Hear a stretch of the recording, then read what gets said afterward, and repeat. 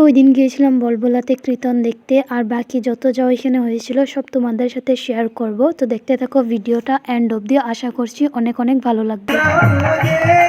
তো পিসিদের বাড়ি থেকে 20 মিনিটের রাস্তা এই বলবলার। তো এখন আমরা যাই প্রায় 4টার দিকে, আর তখন অত মানুষ ছিল না, কিন্তু তোমরা লাস্টের সূর্য পূজাটা প্লিজ মিস করো না।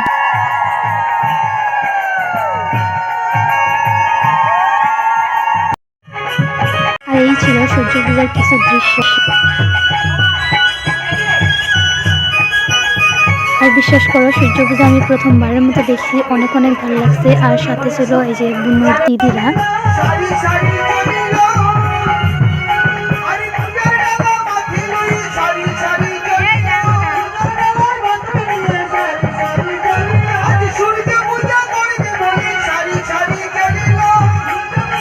আর এখানে নাকি রাধা কৃষ্ণকে দোলনাতে দোলায়, আর ওইখানে মজুদ থাকা মানুষরা মানে ওইভাবে দোলে।